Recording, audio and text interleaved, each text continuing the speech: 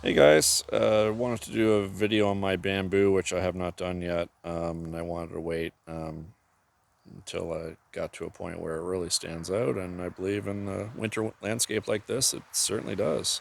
Looks kind of neat. I have three different bamboos that I'm going to show you guys. Two are the same genus but different species, and one is a different genus altogether.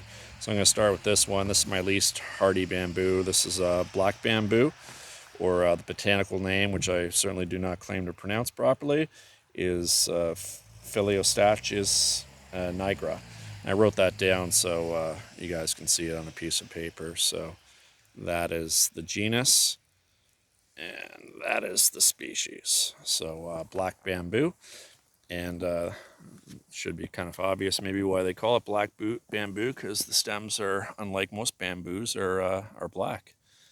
And yeah, most bamboo stems are green, yellow, even shades of purple, orange, stuff like that. But black is quite unusual. And this is a small plant. The stems eventually, as the years go on, will get a much larger than that, much more diameter, and the leaves will get bigger as well. But yeah, this one is the least hardiest, like I mentioned. Apparently, it's rated to, at least the leaves are rated to zone 7A, stems 7B, and the root system or the rhizomes are rated to 5B.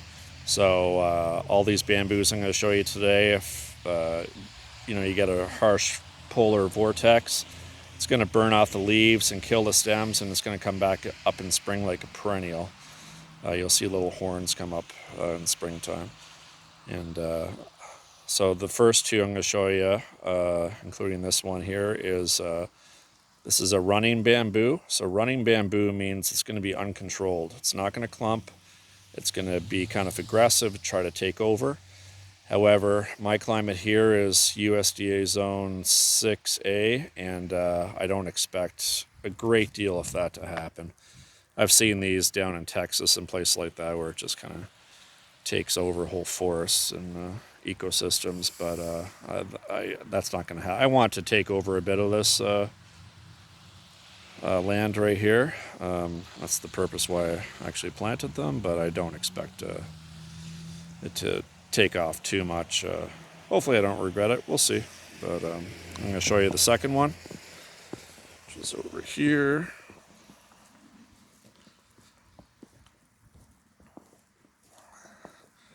It's next to an Acer griseum, or paperbark maple, which I'm going to move to a different location. I'm not happy with the location. So this is the same genus, but it's a different species. So this is Phyllostachys parviflora. So I wrote that down. I'll show you. So genus, and that is the species name. And unlike the black bamboo, this one has typically yellow stems. Very similar in growing habit, structure. It just simply has nice yellow stems opposed to the black stems. And this one apparently is a little more cold tolerant as well. I think with this parviflora, I believe the leaves are cold hardy to zone 6B, stems 6A, and just like all three of these, well, the rhizomes are hardy to 5B, so a little more cold tolerant. So I'm going to pause this and I'm going to show you my final bamboo. Okay, this is the final bamboo I planted up against my house. It's actually the hardiest of the two. This is a completely different genus called Fargesia, and it's a subspecies called Scabrida. So I've written that down. I can show you here on the piece of paper. So Fargesia, and the subspecies is Scabrida. And this is just referred to as Scabrida bamboo. And this is actually a clumping bamboo. So unlike the other two that I showed you, this will stay put.